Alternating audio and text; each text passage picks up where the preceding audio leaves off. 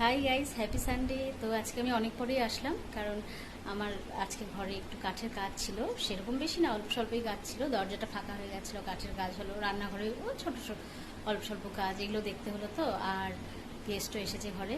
ওকে, এই জন্য আজকে একটু ব্যস্তই ছিলাম। তো এখন আসলাম। তো আজকে তো সবারই ছুটি, ঠিক আছে? তো তোমরা কেমন আছো? আমার ভিডিও দেখছো তো? আমি আজকে সত্যিই বিজি। তো আমি আবার একটু পরে আসছি। ওকে, তো এখন একটু হাঁটাহাঁটি করছি বন্ধুরা। বৃষ্টি হলো, একটু বৃষ্টি হলো, ওয়েদারটা চেঞ্জ একটু হলো। গরম তো ছিল, অবশ্যই খুবই গরম ছিল, প্রচন্ড গরম। আর এখন একটু বৃষ্টি হলো বলে একটু হাঁটাহাঁটি করছি। আর একটু পরে মাকে চা করে দেব, মা চা খাবে, আর তার সাথে আমিও খাবো একটু চা। ঠিক আছে? ওকে, আজকে তো সানডে, তোমরা তো নিশ্চয়ই কেউ কেউ সবাই এনজয় করছো। এনজয় আর কি করবো বলো, এই সবসময় খারাপ খবর। মেয়েটাকে নৃশংসভাবে হত্যা করা হলো কলকাতায়। খুবই দুঃখজনক, মানে ন্যাক্কারজনক। সত্যি কি বলবো আর।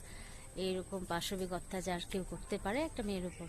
আমরাও তো সন্তানের মা, কষ্ট তো অবশ্যই হয়, খুবই হয়। সবসময় টিভি খুললে, নিউজে, তারপরে পেপারে একই খবর। খুবই কষ্ট লাগে যেন বিচারটা হয়, যে যারা এরকম, যে বা যারা করেছে, তারা যতই উপর মহলি লোক হোক, বিচারটা যেন হয় সঠিক। তো বন্ধুরা, আজকে এটুকুই থাক। আমার আজকে টায়ার্ডও লাগছে, সকাল থেকে একটু ব্যস্ত ছিলাম।